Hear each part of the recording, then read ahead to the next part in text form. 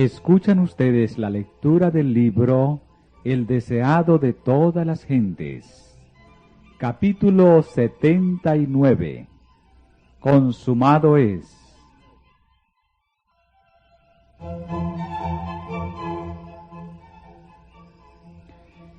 Cristo no entregó su vida hasta que hubo cumplido la obra que había venido a hacer. Y con su último aliento exclamó: consumado es. La batalla había sido ganada. Su diestra y su brazo santo le habían conquistado la victoria. Como vencedor, plantó su estandarte en las alturas eternas. ¡Qué gozo entre los ángeles! Todo el cielo se asoció al triunfo de Cristo. Satanás, derrotado, sabía que había perdido su reino.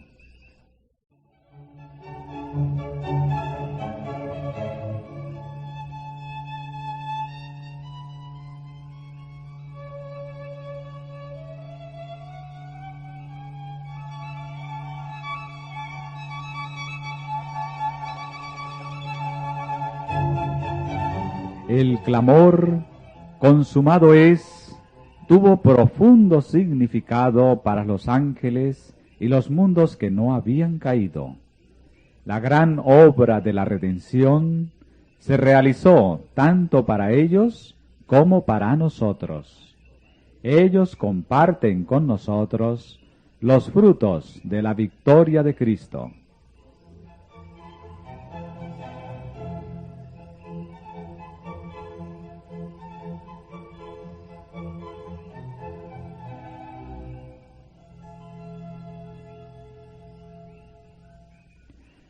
Hasta la muerte de Cristo, el carácter de Satanás no fue revelado claramente a los ángeles ni a los mundos que no habían caído. El gran apóstata se había revestido de tal manera de engaño que aún los seres santos no habían comprendido sus principios. No habían percibido claramente la naturaleza de su rebelión.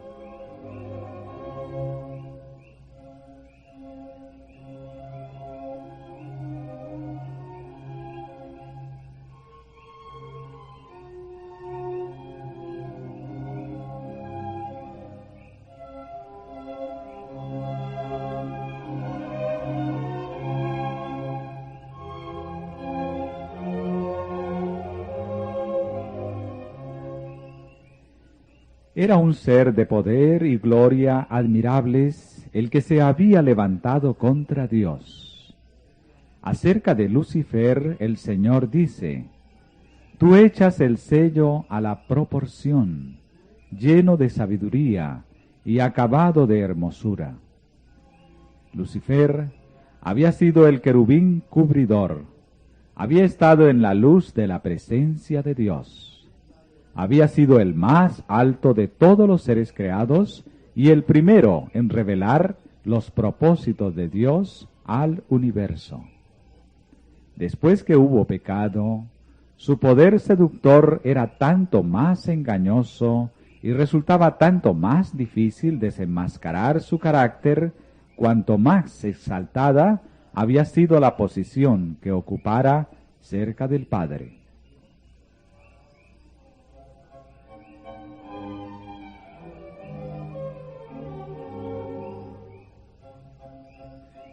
Dios podría haber destruido a Satanás y a los que simpatizaban con él tan fácilmente como nosotros podemos arrojar una piedrecilla al suelo, pero no lo hizo.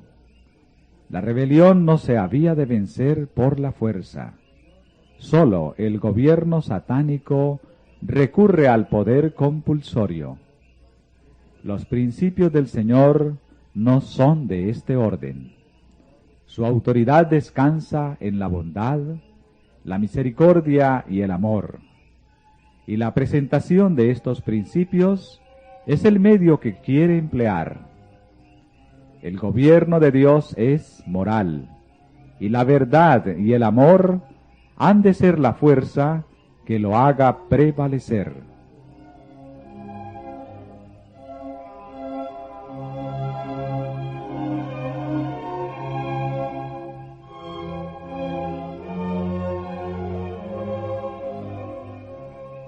Era el propósito de Dios colocar las cosas sobre una eterna base de seguridad, y en los concilios del cielo fue decidido que se le debía dar a Satanás tiempo para que desarrollara los principios que constituían el fundamento de su sistema de gobierno. Él había aseverado que eran superiores a los principios de Dios. Se dio tiempo al desarrollo de los principios de Satanás, a fin de que pudiesen ser vistos por el universo celestial.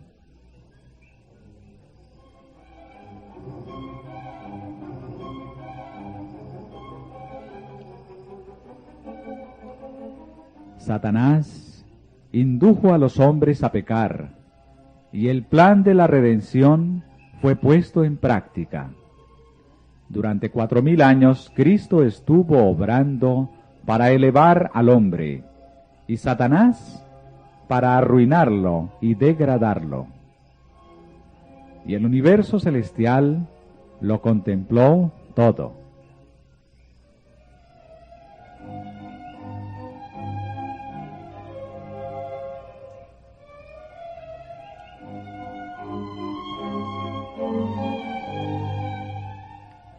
Cuando Jesús vino al mundo, el poder de Satanás fue dirigido contra él. Desde que apareció como niño en Belén, el usurpador obró para lograr su destrucción. De toda manera posible, procuró impedir que Jesús alcanzase una infancia perfecta, una virilidad inmaculada, un ministerio santo y un sacrificio sin mancha. Pero fue derrotado. No pudo inducir a Jesús a pecar. No pudo desalentarle ni inducirle a apartarse de la obra que había venido a hacer en la tierra. Desde el desierto al Calvario, la tempestad de la ira de Satanás le azotó. Pero cuanto más despiadada era, tanto más firmemente se aferraba el Hijo de Dios de la mano de su Padre, y avanzaba en la senda ensangrentada. Todos los esfuerzos de Satanás para oprimirle y vencerle no lograron sino hacer resaltar con luz más pura su carácter inmaculado.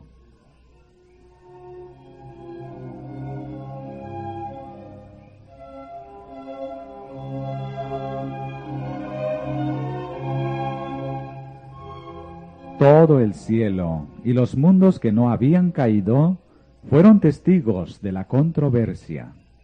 Con qué intenso interés siguieron las escenas finales del conflicto. Vieron al Salvador entrar en el huerto de Getsemaní con el alma agobiada por el horror de las densas tinieblas. Oyeron su amargo clamor: «Padre mío, si es posible, pase de mí este vaso». Al retirarse de él la presencia del Padre, le vieron entristecido con una amargura de pesar que excedía a la de la última gran lucha con la muerte. El sudor de sangre brotó de sus poros y cayó en gotas sobre el suelo. 3 veces fue arrancada de sus labios la oración por liberación. El cielo no podía ya soportar la escena, y un mensajero de consuelo fue enviado al Hijo de Dios.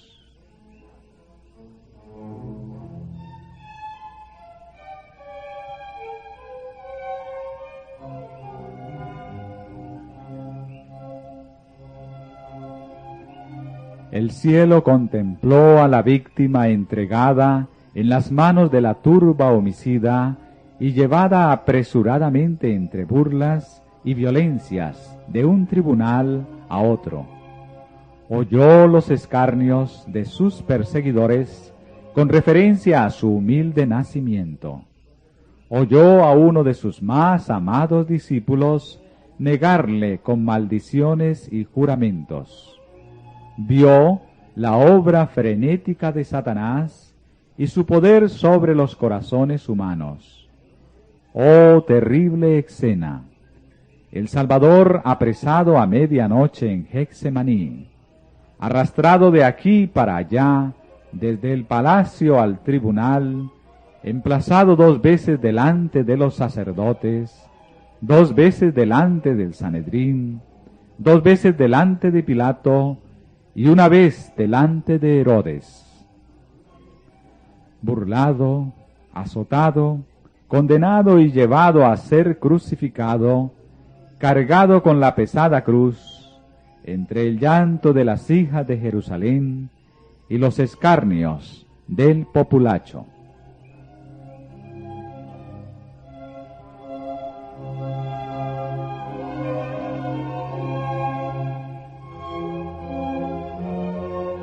El cielo contempló con pesar y asombro a Cristo colgado de la cruz, mientras la sangre fluía de sus sienes heridas y el sudor teñido de sangre brotaba en su frente. De sus manos y sus pies caía la sangre gota a gota sobre la roca horadada para recibir el pie de la cruz. Las heridas hechas por los clavos se desgarraban bajo el peso de su cuerpo. Su jadeante aliento se fue haciendo más rápido y más profundo, mientras su alma agonizaba bajo la carga de los pecados del mundo. Todo el cielo se llenó de asombro cuando Cristo ofreció su oración en medio de sus terribles sufrimientos. Padre, perdónalos, porque no saben lo que hacen. Sin embargo, allí estaban los hombres formados a la imagen de Dios, uniéndose para destruir la vida de su Hijo unigénito. ¡Qué espectáculo para el universo celestial!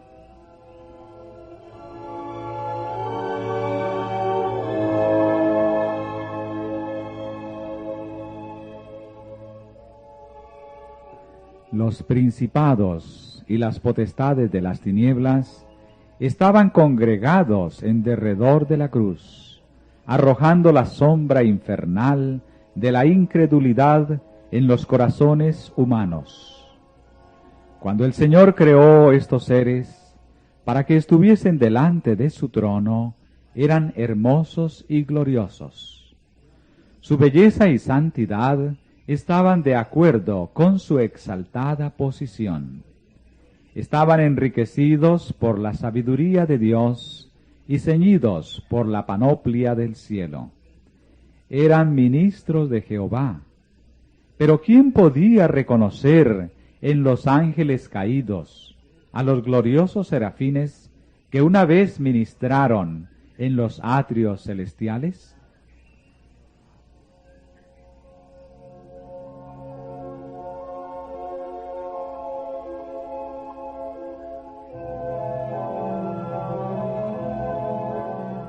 Los agentes satánicos se confederaron con los hombres impíos para inducir al pueblo a creer que Cristo era el príncipe de los pecadores y para hacer de él un objeto de abominación. Los que se burlaron de Cristo mientras pendía de la cruz estaban dominados por el espíritu del primer gran rebelde. Llenó sus bocas de palabras viles y abominables. Inspiró sus burlas, pero nada ganó con todo esto.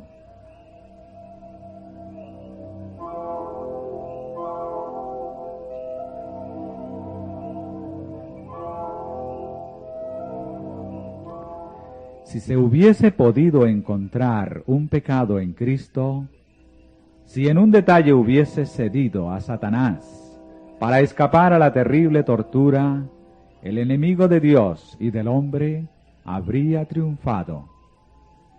Cristo inclinó la cabeza y murió, pero mantuvo firme su fe y su sumisión a Dios. Y oía una grande voz en el cielo que decía: Ahora ha venido la salvación, la virtud y el reino de nuestro Dios y el poder de su Cristo, porque el acusador de nuestros hermanos ha sido arrojado, el cual los acusaba delante de nuestro Dios día y noche.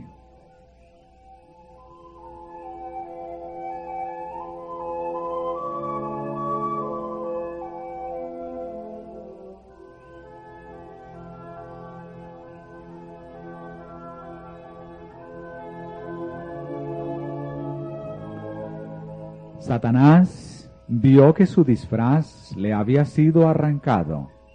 Su administración quedaba desenmascarada delante de los ángeles que no habían caído y delante del universo celestial. Se había revelado como homicida. Al derramar la sangre del Hijo de Dios, había perdido la simpatía de los seres celestiales. Desde entonces su obra sería restringida. Cualquiera que fuese la actitud que asumiese, no podría ya acechar a los ángeles mientras salían de los atrios celestiales, ni acusar ante ellos a los hermanos de Cristo de estar revestidos de ropas de negrura y contaminación de pecado. Estaba roto el último vínculo de simpatía entre Satanás y el mundo celestial.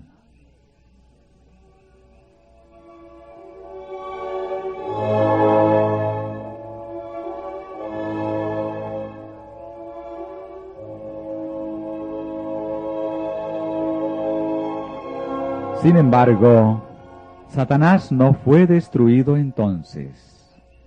Los ángeles no comprendieron ni aún entonces todo lo que entrañaba la gran controversia. Los principios que estaban en juego habían de ser revelados en mayor plenitud, y por causa del hombre, la existencia de Satanás debía continuar. Tanto el hombre como los ángeles debían ver el contraste entre el príncipe de la luz y el príncipe de las tinieblas. El hombre debía elegir a quien quería servir.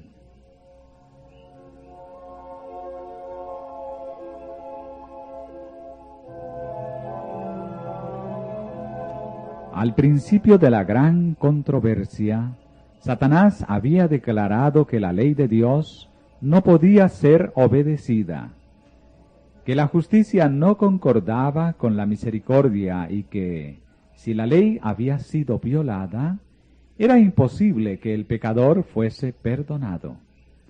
Cada pecado debía recibir su castigo, sostenía insistentemente Satanás.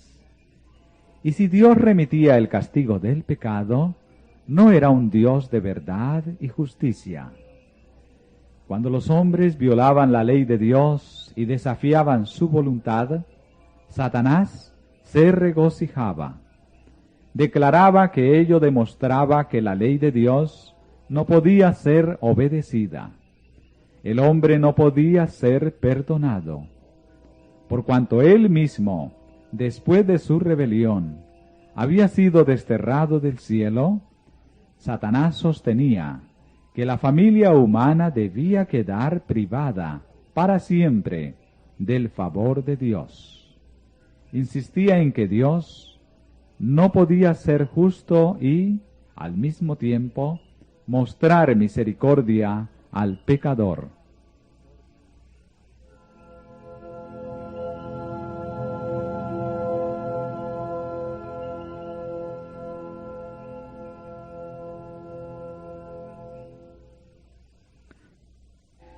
Pero aunque pecador, el hombre estaba en una situación diferente de la de Satanás. Lucifer había pecado en el cielo en la luz de la gloria de Dios. A él, como a ningún otro ser creado, había sido dada una revelación del amor de Dios. Comprendiendo el carácter de Dios y conociendo su bondad, Satanás decidió seguir su propia voluntad egoísta e independiente. Su elección fue final.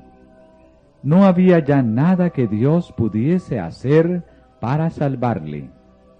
Pero el hombre fue engañado. Su mente fue entenebrecida por el sofisma de Satanás. No conocía la altura y la profundidad del amor de Dios.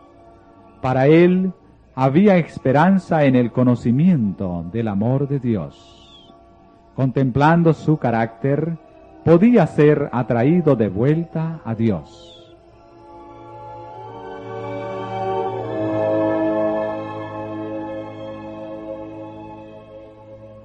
Mediante Jesús, la misericordia de Dios fue manifestada a los hombres, pero la misericordia no pone a un lado la justicia.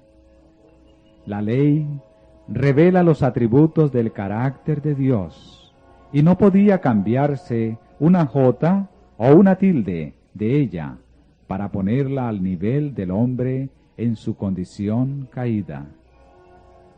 Dios no cambió su ley, pero se sacrificó en Cristo por la redención del hombre. Dios estaba en Cristo, reconciliando el mundo así.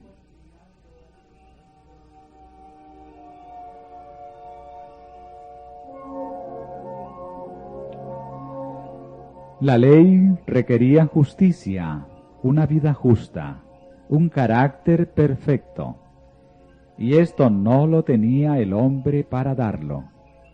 No puede satisfacer los requerimientos de la santa ley de Dios. Pero Cristo, viniendo a la tierra como hombre, vivió una vida santa y desarrolló un carácter perfecto. Ofrece estos como don gratuito a todos los que quieran recibirlo. Su vida reemplaza la vida de los hombres. Así tienen remisión de los pecados pasados por la paciencia de Dios. Más que esto, Cristo imparte a los hombres atributos de Dios. Edifica el carácter humano a la semejanza del carácter divino y produce una hermosa obra espiritualmente fuerte y bella. Así, la misma justicia de la ley se cumple en el que cree en Cristo. Dios puede ser justo y el que justifica al que es de la fe de Jesús.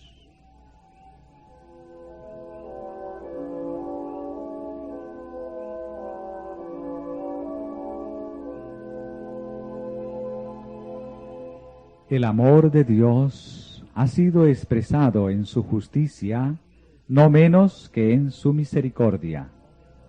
La justicia es el fundamento de su trono y el fruto de su amor. Había sido el propósito de Satanás divorciar la misericordia de la verdad y la justicia. Procuró demostrar que la justicia de la ley de Dios es enemiga de la paz. Pero Cristo demuestra que en el plan de Dios están indisolublemente unidas. La una no puede existir sin la otra. La misericordia y la verdad se encontraron. La justicia y la paz se besaron.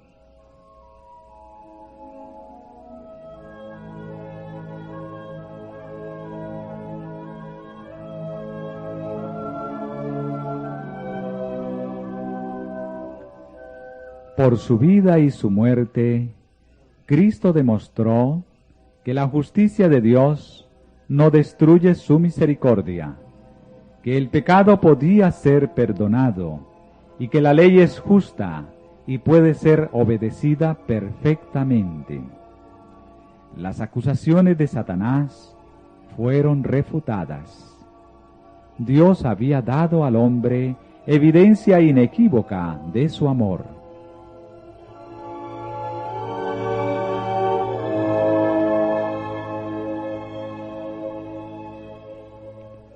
Otro engaño iba a ser presentado ahora. Satanás declaró que la misericordia destruía la justicia, que la muerte de Cristo abrogaba la ley del Padre. Si hubiese sido posible que la ley fuese cambiada o abrogada, Cristo no habría necesitado morir.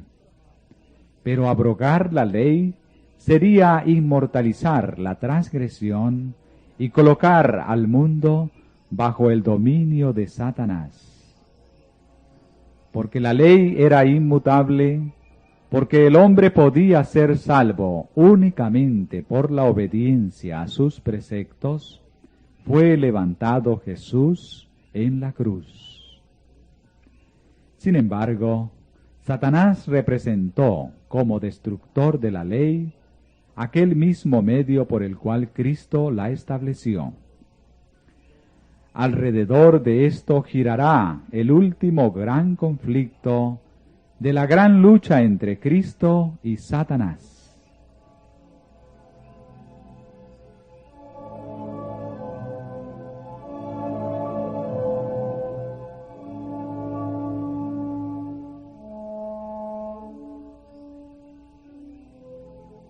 El aserto que Satanás presenta ahora es que la ley pronunciada por la misma voz de Dios es deficiente, que alguna especificación de ella ha sido puesta a un lado.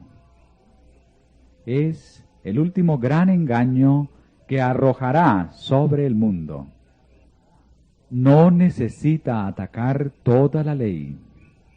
Si puede inducir a los hombres a despreciar un precepto, logra su propósito. Porque cualquiera que hubiere guardado toda la ley y ofendiere en un punto, es hecho culpado de todos. Consintiendo en violar un precepto, los hombres se colocan bajo el poder de Satanás. Sustituyendo la ley humana a la ley de Dios, Satanás procurará dominar al mundo. Esta obra está predicha en la profecía. Acerca del gran poder apóstata que representa a Satanás, se ha declarado: hablará palabras contra el Altísimo, y a los santos del Altísimo quebrantará, y pensará en mudar los tiempos y la ley, y entregados serán en su mano.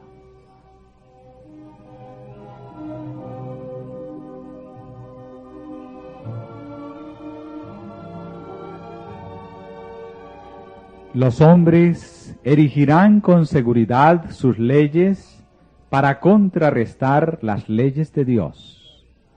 Tratarán de compeler las conciencias ajenas, y en su celo para imponer esas leyes, oprimirán a sus semejantes.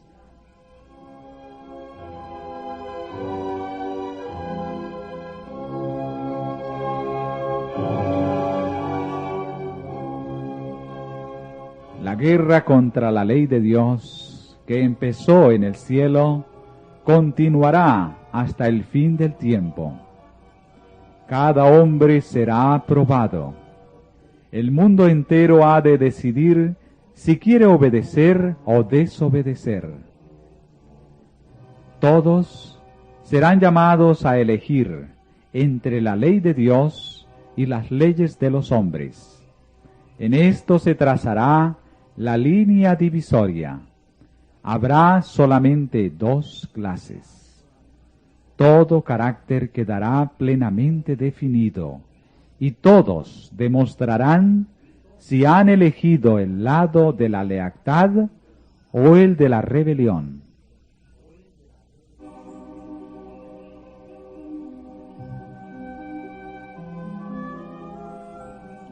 Entonces vendrá el fin. Dios vindicará su ley y librará a su pueblo. Satanás y todos los que se han unido con él en la rebelión serán cortados. El pecado y los pecadores perecerán, raíz y rama. Satanás la raíz y sus seguidores las ramas. Será cumplida la palabra dirigida al príncipe del mal. Por cuanto pusiste tu corazón como corazón de Dios, te arrojé de entre las piedras del fuego, oh querubín cubridor. En espanto serás, y para siempre dejarás de ser. Entonces no será el malo, y contemplarás sobre su lugar, y no parecerá. Serán como si no hubieran sido.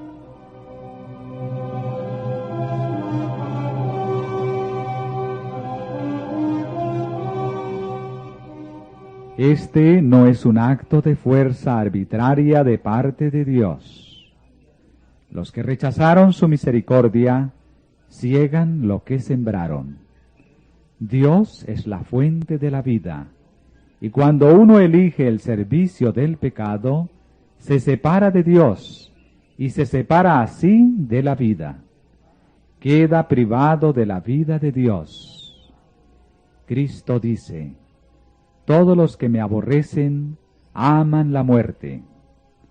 Dios les da la existencia por un tiempo para que desarrollen su carácter y revelen sus principios.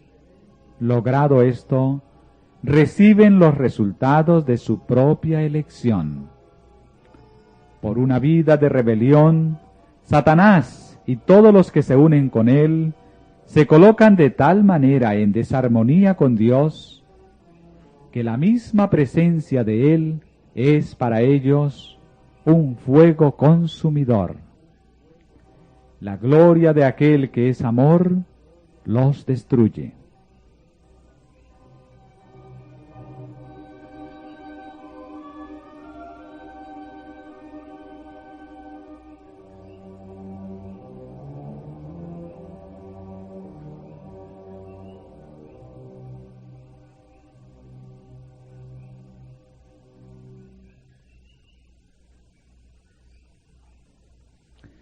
Al principio de la gran controversia, los ángeles no comprendían esto. Si se hubiese dejado a Satanás y su hueste cosechar el pleno resultado de su pecado, habrían perecido. Pero para los seres celestiales no habría sido evidente que ello era el resultado inevitable del pecado. Habría permanecido en su mente una duda en cuanto a la bondad de Dios como mala semilla para producir su mortífero fruto de pecado y desgracia.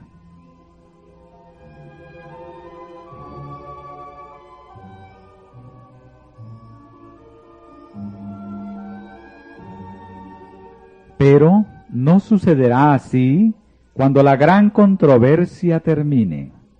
Entonces, habiendo sido completado el plan de la redención, el carácter de Dios quedará revelado a todos los seres creados. Se verá que los preceptos de su ley son perfectos e inmutables. El pecado habrá manifestado entonces su naturaleza, Satanás su carácter. Entonces, el exterminio del pecado vindicará el amor de Dios y rehabilitará su honor delante de un universo compuesto de seres que se deleitarán en hacer su voluntad y en cuyo corazón estará su ley.